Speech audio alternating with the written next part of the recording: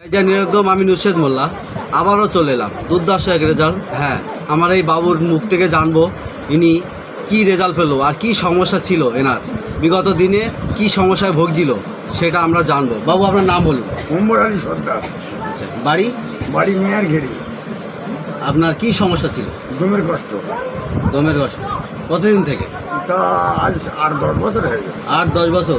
তা 8-10 বছর ডাক্তার দেখিয়েছিলেন? ডাক্তার চিত্তরঞ্জনে গেছিল, তারপর ক্যানিংয়ে দেখেছি, তার ভাঙড়ে গেছি, বসিরহাটে গেছি, অনেক ডাক্তার দেখেছি আমি আমার জীবনে। দেখি কোনো কাজ হয়? কোনো কাজ হয়নি। আচ্ছা আচ্ছা, এখন কেমন আছেন? এখন কি খাচ্ছেন? এখন এই ওষুধটা খাচ্ছি। এটা ওষুধ নয়, এটা একটা ফুড সাপ্লিমেন্ট, নোয়া প্লাস। নো প্লাস। এটা আপনি কতদিন খাচ্ছেন? আমি এই 20-21 দিন খাচ্ছি, খেয়ে আমি হাফ আমার কমে গেছে, আল্লাহ দিচ্ছে।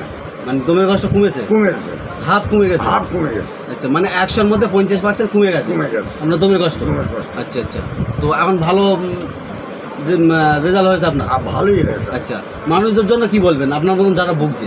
তাদের বলতে যে এই জিনিসটাই খাওয়াই খুব ভালো হবে। अच्छा, मैंने एखाने वगैरह ना छूटे एटा ही खावा बेटर है।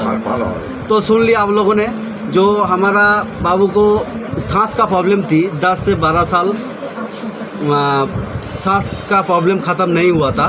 तो उन्होंने जब 20 से 21 दिन जो नोवा प्लस खा रहे हैं, खा के 100% से 50% जो बीमारी ख़त्म हो गया। तो मान लो जो सांस का प्रॉब्लम ख़त्म नहीं होता, वो नोवा प्लस ने आधा ख़त्म कर दिया। तो आप लोग खाइए और सुस्त रहिए। जय जय निरंतर।